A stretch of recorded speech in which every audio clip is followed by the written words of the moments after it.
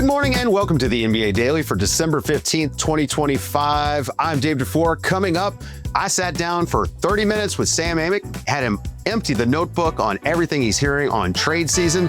Welcome to our trade season primer. Good morning, everybody. Hey, Sam, how are you? Good morning, Dave. Good to see you, my friend. Been a while. Yeah, a busy time of year. I mean, listen, you probably are busy all year. I guess you get August and that's about it. Late July, August, and then we kind of ramp up into September. But This is certainly, it's funny, you keep running into random people in your life there. How are the holidays going? And I enjoy the holiday season, but the first thought is always like, it's pretty intense on the NBA front, but it's a good problem to have. Yeah, trying to explain to people that I am super busy for the first 2.5 months. And then once we get to mid-January, I have a normal life. You know, sure. I can start to, I don't have to watch the Orlando Magic versus the Charlotte Hornets at 4:30 in the afternoon. You know what I mean? I can read about it after. Sam, it's trade season, December 15th. We're here finally. It seems like every single season, this date arrives sooner, at least in our hearts. There's a bunch of guys that we feel like could be on the move. But before we get to that, I just want to start with your take on the season so far. We're at the quarter-way mark.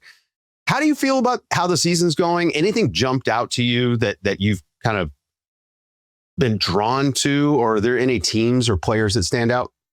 I mean, there's a lot. I think just the headline and the elephant in the room is just, you talk about jumping out. OKC jumping out the way that they have.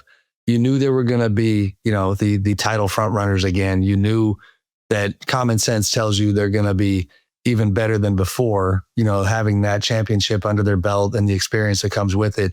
But to see what they've done without Jalen Williams for most of it, to be on pace to break the Warriors' regular season record for wins, it's just remarkable stuff. And I know this is a little premature, but I feel like we're getting potentially to this space where in terms of the league-wide ramifications, it's very, fair to say, man, is this a dynasty in the making? And that is the type of thing that, the last time we lived through that was with the Warriors. And you see potentially this chilling effect on the rest of the NBA in terms of team building. And I know we're going to end up talking about trade stuff, but I wonder what, impact that is having already on the way that all these different teams are thinking. Because if you are kind of quietly giving up hope that you can actually catch the Thunder, then does that change the timeline of your strategy? Does that change the way that you move? It would make sense for the answer to be yes, because they've just been that good. How much are you hearing teams talk about the Thunder draft stockpile? Right? That's the real weapon that they've got to extend this dynasty. Of course, they've got all these good young players and they continue to find them. I mean, AJ Mitchell just looks like a star, actually. And he's on the cheapest contract in the league.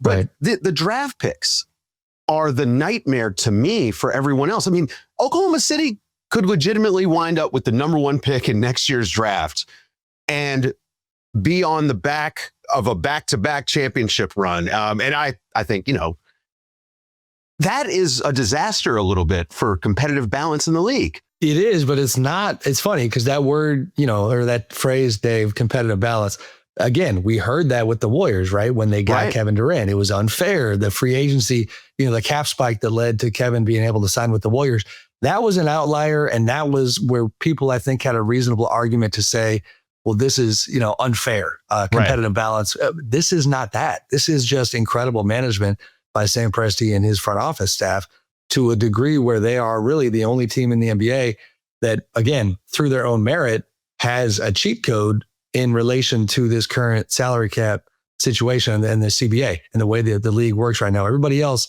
is, picks are at a premium, having a hard time, figuring out the aprons. And the Thunder, knowing that inevitably they will lose some of their, if not their core guys, then their role players because of the finances, that they have this incredible, haul of draft picks waiting in the wing. And like you said, too, the idea that, you're talking about potentially 3 first-round picks with Clippers, Sixers, and Jazz next year coming their way, depending on how the standings fall. It's unfair, but again, this is not the type of unfair where they got gifted anything. They did this. Yeah, it's not like baseball, right? Like they're going out outspending someone or something like that. No. They just planned ahead. Look, you mentioned the chilling effect, and I want to go back to that because I'm curious how that's going to affect the player movement, and especially for veterans. You know, you hear about Dallas maybe wanting to move Anthony Davis, move Klay Thompson. But if teams are thinking we just are going to keep the powder dry and we're going to maybe hope that OKC runs into some bad luck or whatever else, like, is it going to mean that some of these teams that might want to pivot are stuck in their current situation? Again, it might, you can call it stuck or you can call it like extending their runway or their timeline. Dallas is a good example. In my backyard, I'll use the Kings as a good example. I'm really curious to see what they do, because if they felt closer to being competitive, then maybe they're willing to, move one of their core guys, whether it's Domantas Sabonis or Zach LaVine, with a pick attached to get, like LaVine, for example, like he's very hard to move. Well, they have zero interest in attaching a pick because they need to think about their future. And you have to, you have to think about a longer timeline. I think a world exists where a player like that, and this example applies to a lot of teams where, all right, we have 2 high-priced years left with this particular player. Are we going to be desperate to get him off our books and compromise some of our other kind of building tools in the process?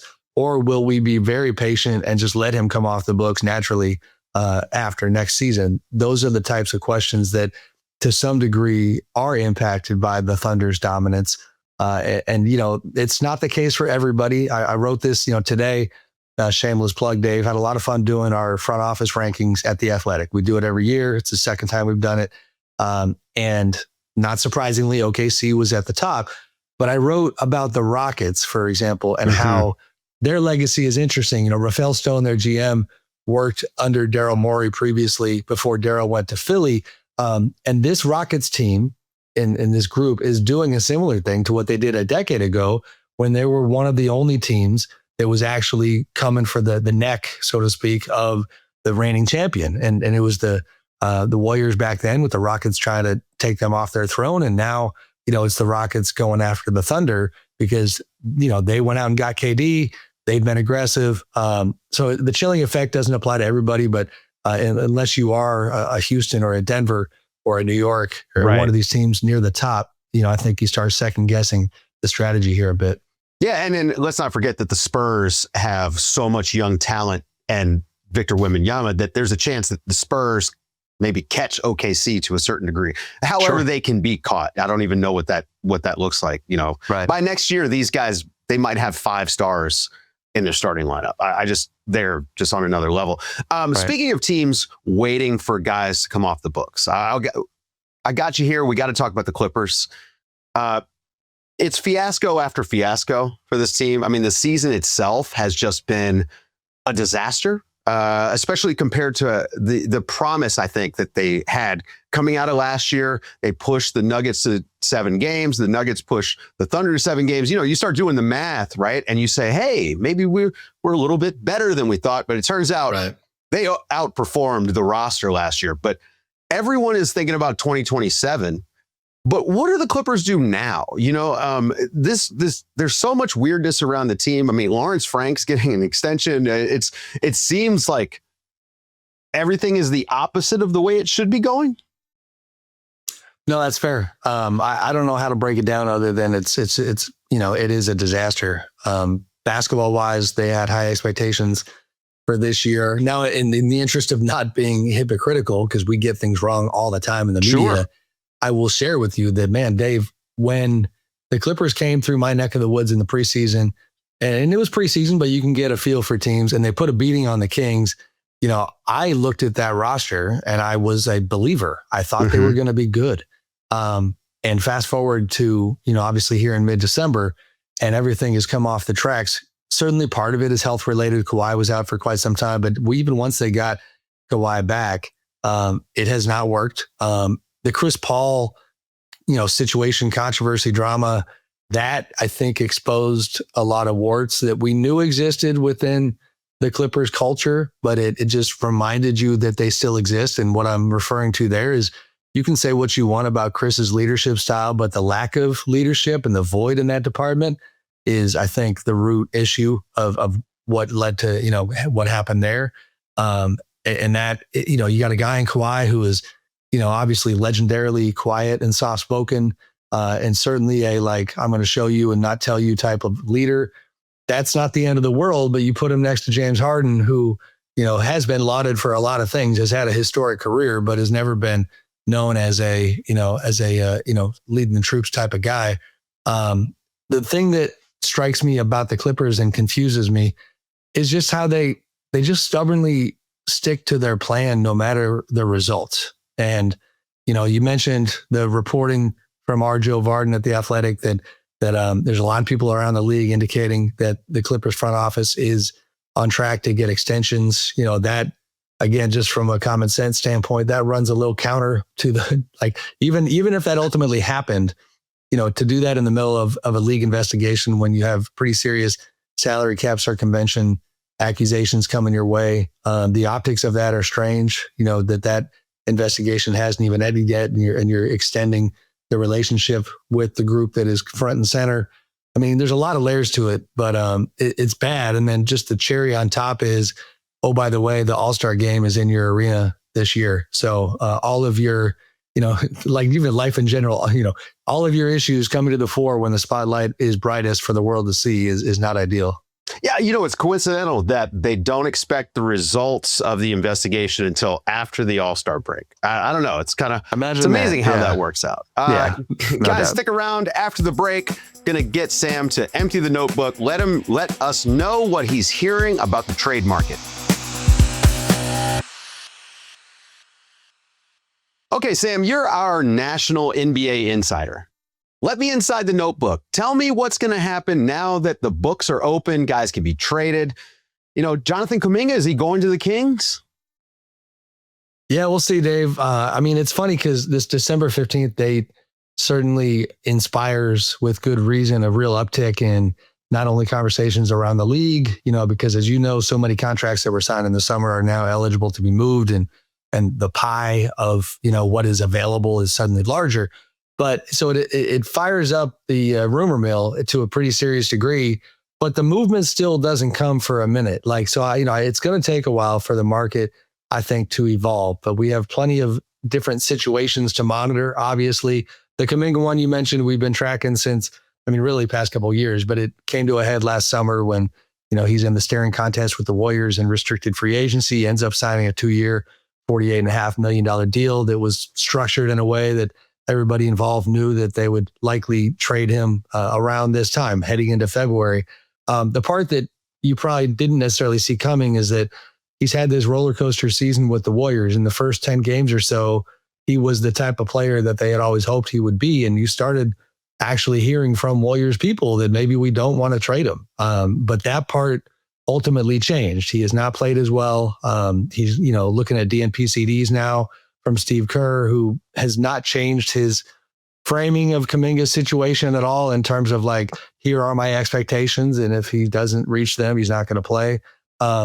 So the thing for me is with Kuminga, the Kings certainly still have interest. Phoenix was involved last summer as well, although they're in a different spot now than I think they were even a couple months back. I don't know where he lands because I think leverage wise, the Warriors have lost a bit with Kuminga's struggles. So if you're the Kings, you're going to try to come in low. And I don't know what that deal looks like. I don't think Malik Monk would be part of it like he was before. But I think it's going to be tricky to find a deal there. All kinds of other situations we could jump into. Well, I think the one that's... I got one to ask you about that just makes no sense to me. Apparently, Giannis is interested in going to the Chicago Bulls, but the Bulls are not interested. Is that...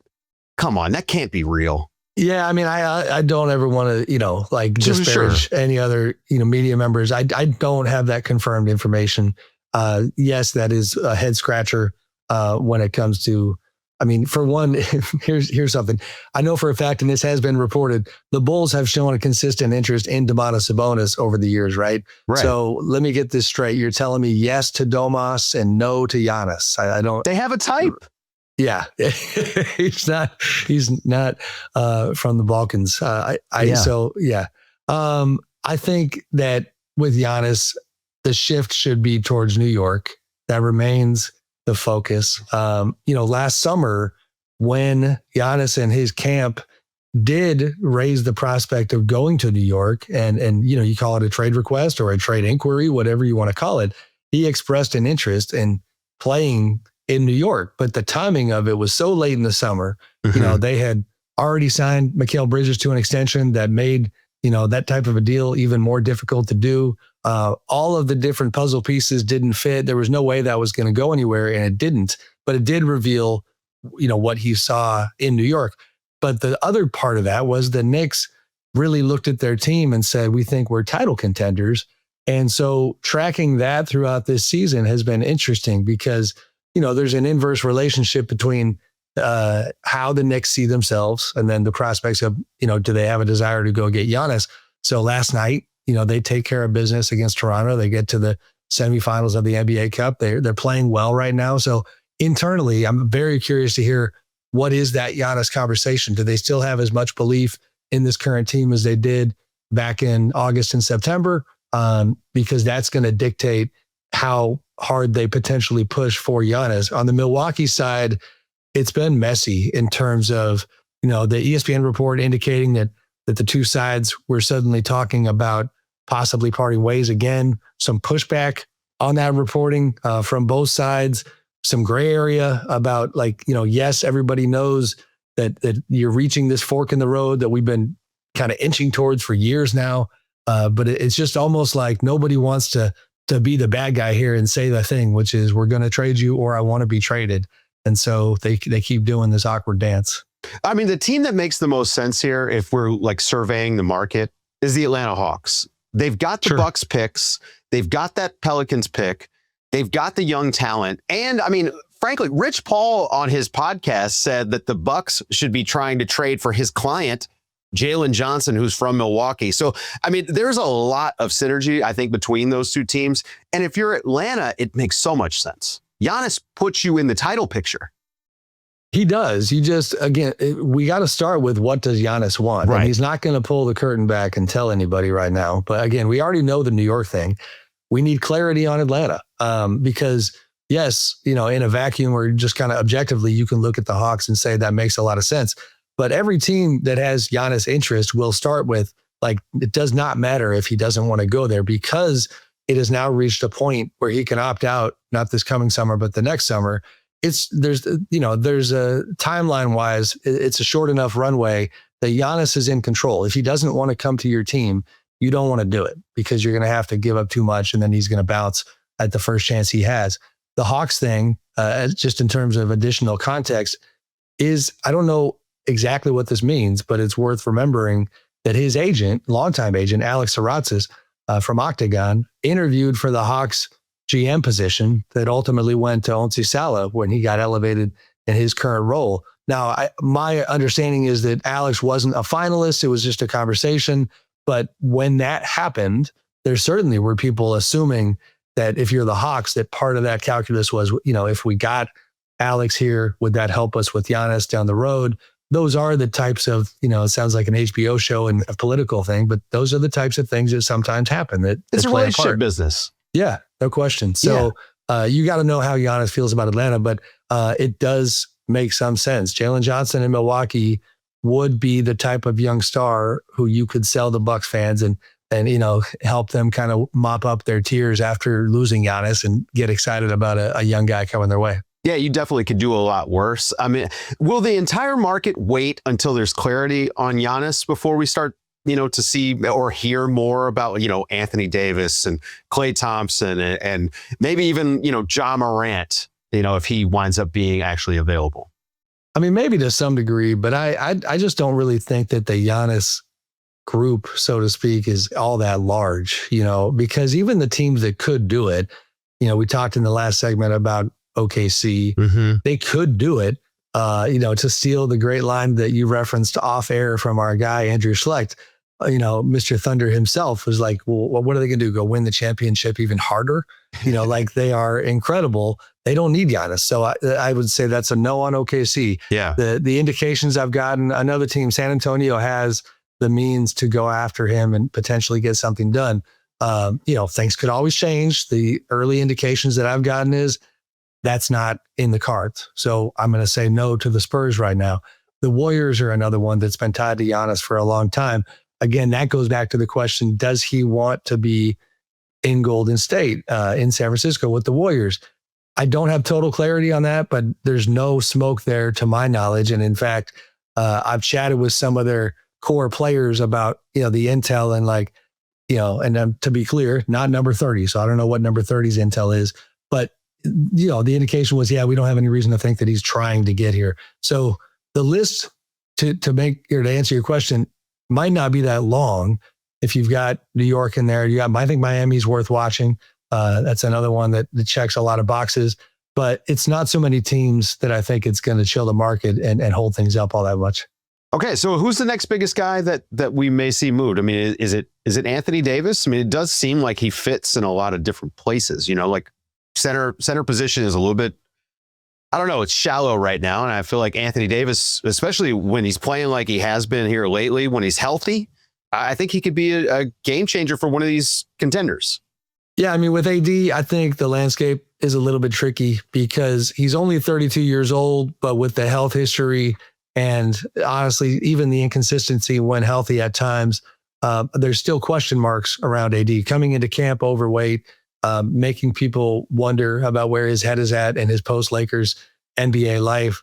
Those are not things that would compel you to feel comfortable signing him to an extension this coming summer, which is what he is certainly in pursuit of. Now, the Mavs have already signaled that they want to let the season play out and are not comfortable committing to anything anytime soon. But if he gets moved, and the Raptors have been mentioned, and the Hawks and the Bulls, you have to resolve that situation. Now, you don't have to. You could just let him play it out, but that's probably going to impact, what you have to give up in return. That to me is where it's tricky. I'm not saying I don't see AD getting moved. I think some of the interest from the teams that I mentioned has been a bit overstated, but that's also just the time of year that we're in. And so, I mean, AD is front and center. You mentioned Klay Thompson, not as much of a game-changing player at this point in his career, but certainly collateral damage in the Luka Doncic deal and everything else that has happened since then. So I think Klay would love to be in a more competitive situation. I wrote recently, Dave, about the Ja Morant situation in Memphis and how I was actually a bit surprised when I spent a little time around the Grizzlies that it seemed like he was more engaged with his teammates and the coaching staff than I had anticipated.